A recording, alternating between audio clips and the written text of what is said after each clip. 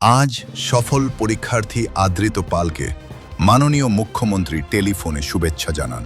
জেলা প্রশাসন মাননীয় মুখ্যমন্ত্রীর তরফে তার হাতে সম্বর্ধনা তুলে দেয়। দেখুন সেই ভিডিও। নম্বর পেয়েছো,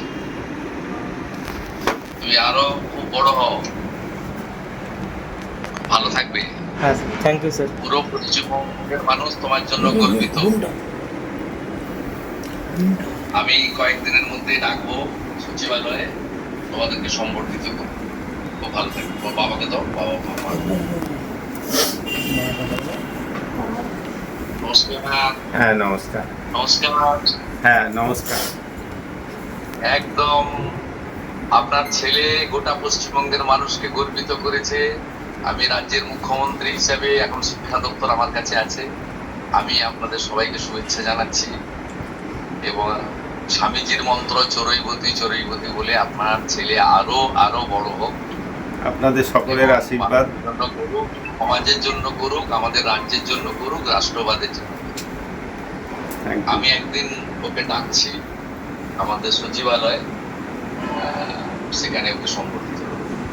থ্যাংক ইউ। খুব ভালো। হ্যাঁ। দিদিকে দেন। নমস্কার নমস্কার নমস্কার। নমস্কার। নমস্কার। আপনার সুপুত্রের জন্য আমরা এবং পশ্চিমবঙ্গের সবাই গর্বিত।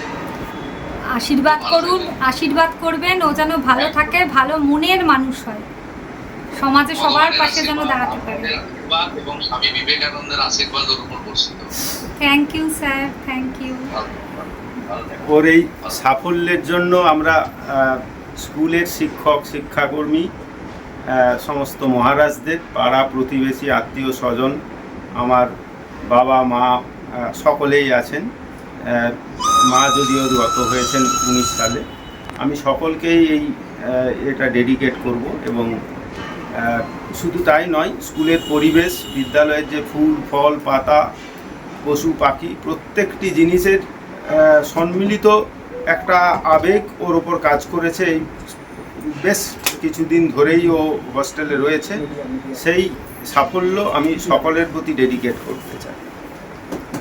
আপনারাও ভালো থাকুন, সকলেই সুন্দরভাবে চলুক, শিক্ষা ব্যবস্থার উন্নতি হোক।